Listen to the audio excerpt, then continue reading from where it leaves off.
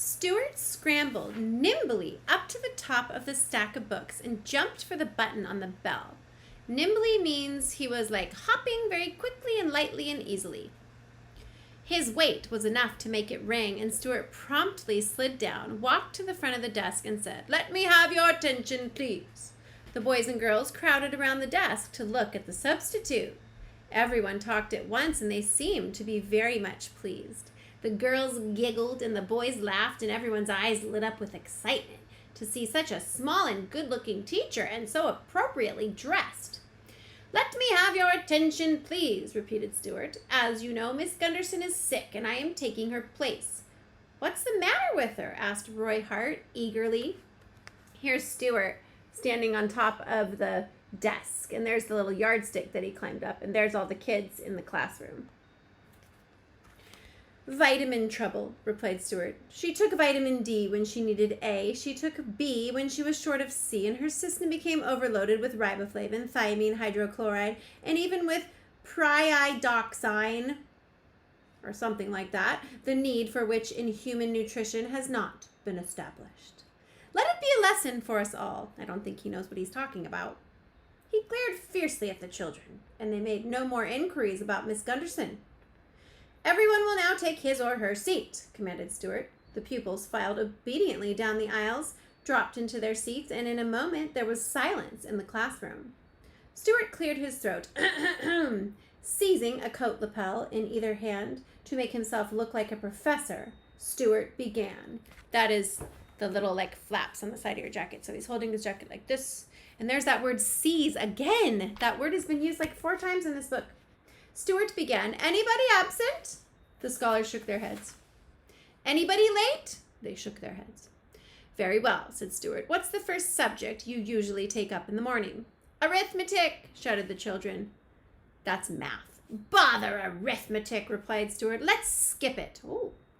There were wild shouts of enthusiasm. Yay! At this suggestion. Everyone in the class seemed perfectly willing to skip arithmetic for one morning. "What do you study next?" asked Stuart. "Spelling," cried the children. "Well," said Stuart, a misspelled word is an abomination in the sight of everyone. That means that is horrible if you misspell a word. "I consider it a very fine thing to spell words correctly, and I strongly urge every one of you to buy a Webster Collegiate Dictionary and consult it whenever you are in the slightest doubt. So much for spelling. What's next?" Do you remember talking about dictionaries in your history class? The scholars were just as pleased to be let out of spelling as they were about arithmetic, and they shouted for joy. And everybody looked at everybody else and laughed and waved handkerchiefs and rulers. And some of the boys threw spitballs at some of the girls. Oh no, this is anti-productive and bothersome behavior for sure. Stuart had to climb onto the pile of books again and dive for the bell to restore order. "What's next?" he repeated. "Writing," cried the scholars. "Goodness," said Stuart in disgust. "Don't you children know how to write yet?" "Certainly we do," yelled one and all. "Well, so much for that then," said Stuart. "Wow, he is some interesting type of teacher." "Social studies comes next," cried Elizabeth Gardner eagerly. "Social studies? Never heard of 'em," said Stuart. "Instead of taking up any special subject this morning, wouldn't it be a good idea if we just talked about something?" The scholars glanced around at each other expectantly, "Well, I've never heard our teacher say this before." "Could we talk about the way it feels to hold a snake in your hand, then it winds itself around your wrist?" asked Arthur Greenlaw. "We could, but I'd rather not," replied Stuart. "Could we talk about sin and vice?" pleaded Lydia Lacey. "Nope," said Stuart. "Try again. That's like doing bad things." "I'll tell you what. Let's talk about the king of the world." He looked all around the room, hopefully, to see how the children liked that idea. "There isn't any king in the world," said Harry Jameson in disgust. "What's the difference?" said Stuart. "There ought to be one." "Kings are old-fashioned," said Harry. "Well, all right then. Let's talk about the chairman of the world. The world gets into a lot of trouble because it has no chairman. I would like to be chairman of the world myself." "You're too small," said Mary Bendix. "Aw, fish feathers," said Stuart. "Size has nothing to do with it. It's temperament and ability that count. The chairman has to have ability, and he must know what's important. How many of you know what's important?" Up went all the hands. "Very good," said Stuart. cocking one leg across the other and shoving his hands in the pockets of his jacket. Harry Rackmeyer, you tell us what's important. A shaft of sunlight at the end of a dark afternoon, a note in music, and the way the back of a baby's neck smells if its mother keeps it tidy, answered Henry. Aw. Correct, said Stuart. Those are the important things. You forgot one thing, though. Mary Bendix, what did Henry Rackmeyer forget? He forgot ice cream with chocolate sauce on it, said Mary quickly. Exactly, said Stuart. Ice cream is important. Well, now, if I'm going to be chairman of the world this morning, we've got to have some rules. Otherwise, it will be too confusing, with everyone running every which way and helping himself to things and nobody behaving. We've got to have some laws if we're going to play this game. Can anybody suggest any good laws for the world? Albert Fernstorm raised his hand. Don't eat mushrooms. They might be toadstools, suggested Albert. That's not a law, said Stuart. That's merely a bit of friendly advice. Very good advice, Albert, but advice and law are not the same. Law is much more solemn than advice.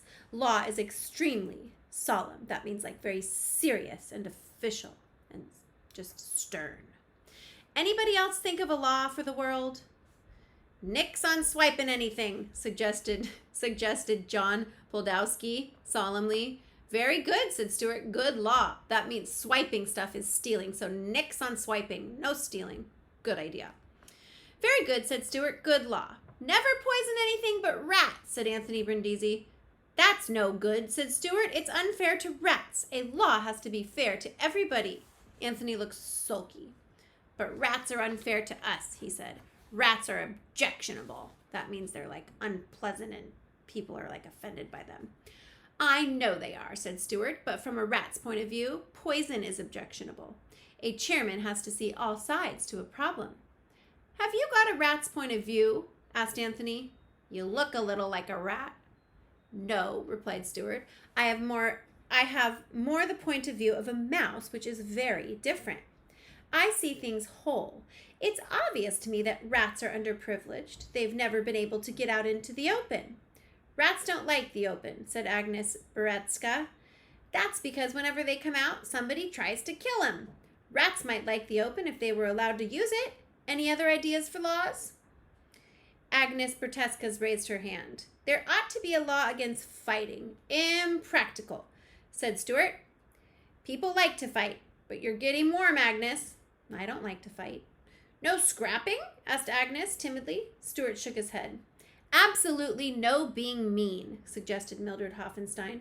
Very fine law, said Stuart. When I am chairman, anybody who is mean to anybody else is going to catch it. That means they're going to get in trouble. That won't work, remarked Herbert Prendergast. Some people are just naturally mean. Albert Fernstorm is always being mean to me. I'm not saying it'll work, said Stuart. It's a good law and we'll give it a try. We'll give it a try right here and now. Somebody do something mean to somebody. Well, I think this classroom is getting out of hand. What do you think? Harry Jameson, you be mean to Catherine Stableford. Wait a minute now. What's that you've got in your hand, Catherine? It's a tiny little pillow. Do you love it very much? Asked Stuart.